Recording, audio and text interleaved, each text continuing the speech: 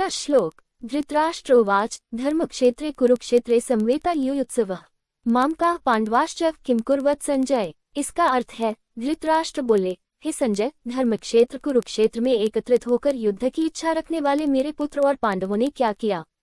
इसकी व्याख्या है, धृतराष्ट्र जो जन्म से अंधे थे, संजय से युद्ध की जानकारी मांगते हैं। धर्मक्षेत्र शब्द से कुरुक्षेत्र की पवित्रता का संकेत मिलता है। धृतराष्ट्र चिंतित हैं कि पांडवों के साथ उनके पुत्रों का क्या हुआ। दूसरा श्लोक। संजय उवाच दृष्ट्वा तु पांडवानीकं व्यू दुर्योधनस्ता आचार्यमुपसंगम्य राजा वचनमब्रवीत्। इसका अर्थ है, संजय ने कहा, तब राजा दुर्योधन ने पांडवों की सेना को युद्ध की पंक्ति में व्यवस्थित देखकर अपने गुरु द्रोणाचार्य के पास जाकर यह वचन कहा। इसकी व्याख्या है, संजय युद्धभूमि का दृश्य प्रस्तुत करते हैं, जहां दुर्योधन पांडवों की सेना को देखकर गुरु द्रोणाचार्य के पास जाता है। तीसरा श्लोक। पश्यता पांडुपुत्रा नामाचार्य महति चमोम व्यूढ़ा द्रुपद पुत्रेण तव शिष्येन धीमता। अर्थ, हे आचार्य, देखिए पांडुपुत्रों की इस विशाल सेना को, जिसे आपके बुद्धिमान शिष्य द्रुपद पुत्र धृष्टद्युम्न ने व्यवस्थित किया है। व्याख्या। दुर्योधन अपने गुरु द्रोणाचार्य को पांडवों की सेना की विशालता और धृष्टद्युम्न द्वारा उनकी व्यवस्था का वर्णन करते हैं। श्लोक 4 से 6। तारांकन तारांकन अत्र शूरा महेश्वासा भीमार्जुन समायुधि योयुधानो विराटच द्रुपदश्च महार्थः। 4। धृष्टकेतुश्च कितानः काशीराजश्च वीर्यवान् पुरुजित्कुन्तिभुजश्च शाब्यश्च नरपुङ्गवः। 5। युधामन्युश्च विक्रांत उत्तमौजाश्च वीर्यवान् सौभद्रो द्रौपदेयाश्च सर्वैव महार्थाः। 6। अर्थ, यह महान धनुर्धर हैं, जो युद्ध में भीम और अर्जुन के समान है। युयुत्सु, विराट और महारथी द्रुपद, धृष्टकेतु, चेकितान, वीर्यवान काशीराज, पुरुजित, कुंतिभोज, शाब्य और नरपुंगव, युधामन्यु, विक्रांत, उत्तमौजा, वीर्यवान, सौभद्र, अभिमन्यु और द्रौपदी के पुत्र सभी महारथी हैं। व्याख्या। दुर्योधन पांडवों की सेना के प्रमुख योद्धाओं का उल्लेख करते हुए उनकी शक्ति और कौशल का वर्णन करता है। वह अपने गुरु को बताता है कि पांडवों के पास भी शक्तिशाली योद्धाओं की एक लंबी सूची है। श्लोक 7। तारांकन तारांकन अस्माकं तु विशिष्टा ये तान्निबोध द्विजोतम नायिका मम सैन्यस्य संज्ञात तानब्रवीमीते। 7। अर्थ, लेकिन हे श्रेष्ठ ब्राह्मण, मेरी सेना के प्रमुख योद्धाओं को जानिए। मैं आपकी जानकारी के लिए अपनी सेना के प्रमुख योद्धाओं का उल्लेख करता हूँ। व्याख्या। इसके बाद दुर्योधन अपनी सेना के प्रमुख योद्धाओं का वर्णन करने के लिए अपने गुरु द्रोणाचार्य का ध्यान आकर्षित करता है। श्लोक 8 से 9। तारांकन भवान भीष्मश्च कर्णश्च कृपश्च समितिञ्जयः अश्वत्थामा विकर्णश्च सौमदत्तिस्तैश्च। 8। अन्ये च बहवः शूरा मदर्थे त्यक्तजीविताः नानाशस्त्रप्रहरणाः सवे युद्धविशारदाः। 9। अर्थ, आप स्वयं, भीष्म, कर्ण, युद्ध में अजय, कृपाचार्य, अश्वत्थामा, विकर्ण और सौमदत्ति, भूरिश्रवा भी, और भी कई योद्धा, जिन्होंने मेरे लिए अपने प्राणों का त्याग कर दिया है, अनेक प्रकार के शस्त्रों से सुसज्जित और युद्ध के विशारद। व्याख्या। दुर्योधन अपनी सेना के प्रमुख योद्धाओं का वर्णन करते हुए उनकी शक्ति और कौशल को रेखांकित करता है और अपने गुरुओं को यह विश्वास दिलाने की कोशिश करता है कि उनकी सेना भी मजबूत है। श्लोक 10। तारांकन अपर्याप्तम तदस्माकं बलम भीष्माभिरक्षितम पर्याप्तम त्विदमेतेषां बलम भीमाभिरक्षितम। 10। अर्थ, हमारी सेना भीष्म द्वारा संरक्षित है और असीमित है, जबकि उनकी सेना भीम द्वारा संरक्षित है और सीमित है। व्याख्या। दुर्योधन अपनी सेना की तुलना पांडवों की सेना से करते हुए भीष्म की सुरक्षा के तहत उनकी सेना को असीमित शक्ति वाला मानता है, जबकि पांडवों की सेना को सीमित शक्ति वाला। श्लोक 11। तारांकन अयनेषु च सर्वेषु यथाभागमवस्थिताः भीष्मेवाभिरक्षन्तु भवन्तः सर्वैव। 11। अर्थ, आप सभी अपने अपने स्थान पर स्थित रहकर भीष्म पितामह की हर प्रकार से रक्षा करें। व्याख्या। दुर्योधन अपनी सेना के प्रमुख योद्धाओं को निर्देश देता है कि वे अपनी अपनी जगह पर बने रहें और भीष्म पितामह की सुरक्षा सुनिश्चित करें। श्लोक 12। तारांकन तारांकन तस्य संजनयन् हर्ष कुरु वृद्धा पितामहः सिंहनादम विनद्योचे शंख दद्मो प्रतापवान। 12। अर्थ, कुरुवंश के वृद्ध पितामह भीष्म ने सिंह की गर्जना करते हुए ऊंची आवाज में शंखनाद किया, जिससे दुर्योधन को हर्ष हुआ। व्याख्या। भीष्म पितामह, जो दुर्योधन के आत्मविश्वास को बढ़ाने के लिए सिंह गर्जना के समान शंखनाद करते हैं, जिससे उनकी सेना में उत्साह और ऊर्जा का संचार होता है। श्लोक 13। तारांकन ततः शंखाश्च भैर्यश्च पन्वान् गोमुखाः सहस्वाभ्यहन्यंस शब्दस्तु मूलोऽभवत्। 13। अर्थ, फिर शंख, भैरियां, नगाड़े, तुरही और गोमुख आदि एक साथ बज उठे और वह ध्वनि अत्यंत गंभीर हो गई। व्याख्या। भीष्म के शंखनाद के बाद अन्य शंख, नगाड़े और युद्ध के उपकरण एक साथ बजने लगे, जिससे युद्ध का माहौल और भी गंभीर और ऊर्जावान हो गया। श्लोक 14। तारांकन ततः श्वेतर्हयैर्युक्ते महतिस्यन्ने स्थित माधव पांडवश्च दिव्यो शंखो प्रदधम तुम। 14। अर्थ। फिर श्री कृष्ण और अर्जुन, जो सफेद घोड़ों से जुड़ी एक भव्य रथ में स्थित थे, ने अपने दिव्य शंख बजाए। व्याख्या। इस श्लोक में अर्जुन और श्री कृष्ण का उल्लेख है, जो सफेद घोड़ों से जुड़ी रथ में सवार होकर अपने दिव्य शंखों को बजाते हैं, जिससे पांडवों की सेना में उत्साह भर जाता है। श्लोक 15 से 19। पांचजन्यम ऋषिकेशो देवदूतम धनंजय पौंड्रम दद्मो महाशंख भीमकर्मा वृकोदरः। 15। अनंत विजय राजा कुंतीपुत्रो युधिष्ठिरः नकुल सहदेवश्च सुघोषमणिपुष्पको। 16। काश्यश्च परमेश्वासः शिखण्डी च महार्थः धृष्टद्युम्नो विराटः सात्यकिश्च प्राजितः। 17। द्रुपदो द्रौपदेयाश्च सर्वशः पृथिवीप्ते सौभद्रश्च महाबाहुः शंखान् दद्मो पृथक् पृथक्। 18। स घोषो धार्तराष्ट्राणां हृदयानि व्यदारयत् नभश्च पृथिवी च तुमुलोऽप्यनुनादयन्। 19। अर्थ। श्री कृष्ण ने पांचजन्य, अर्जुन ने देवदत्त, भीम ने पौंड्र, युधिष्ठिर ने अनंत विजय, नकुल ने सुघोष और सहदेव ने मणिपुष्पक शंख बजाए। काशीराज, शिखंडी, धृष्टद्युम्न, विराट, सात्यकी, द्रुपद, द्रौपदी के पुत्र और अभिमन्यु ने भी अपने अपने शंख बजाए। उन शंखों की ध्वनि ने आकाश और पृथ्वी को गूंजा दिया और धृतराष्ट्र के पुत्रों के दिलों को कंपा दिया। व्याख्या। यहाँ पर पांडव पक्ष के प्रमुख योद्धाओं द्वारा अपने अपने शंख बजाने का वर्णन है। श्री कृष्ण, अर्जुन, भीम, युधिष्ठिर, नकुल, सहदेव, काशीराज, शिखंडी, धृष्टद्युम्न, विराट, सात्यकी, द्रुपद, द्रौपदी के पुत्र और अभिमन्यु ने अपने शंख बजाकर युद्ध का आह्वान किया।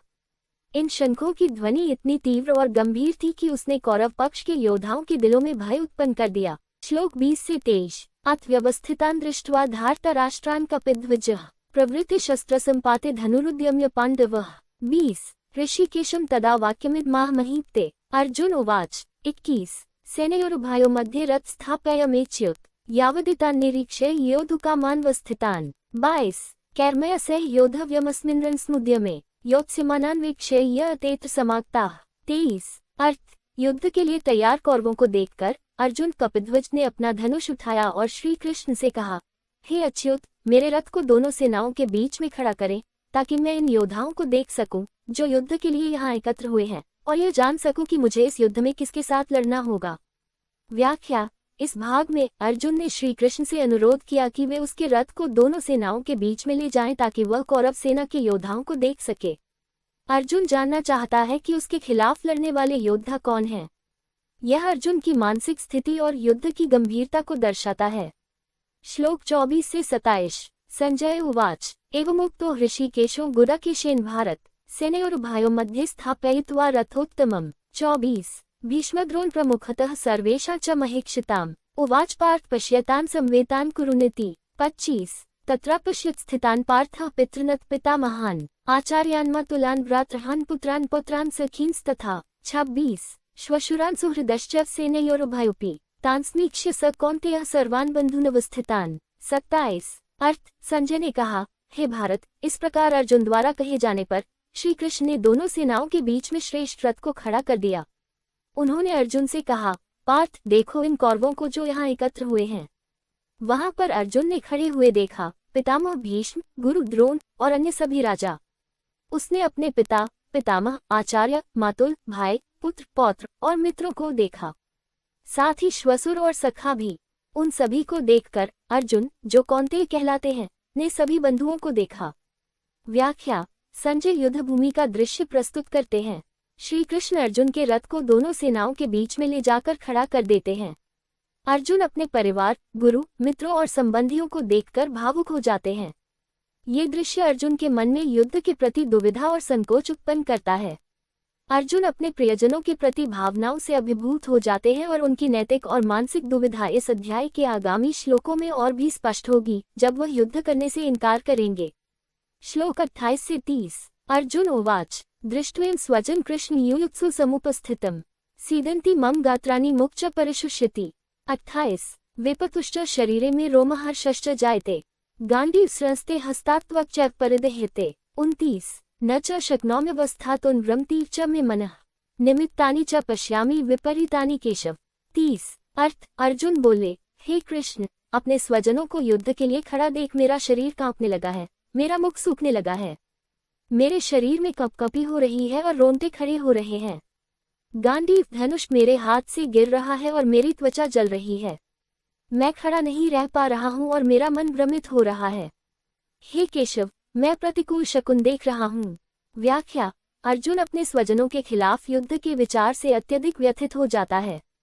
वह मानसिक और शारीरिक कमजोरी का अनुभव करता है, जो उसकी युद्ध करने की क्षमता को प्रभावित करता है। ये दर्शाता है कि अर्जुन के लिए युद्ध केवल एक राजनीतिक संघर्ष नहीं है, बल्कि एक नैतिक और भावनात्मक द्वंद्व भी है।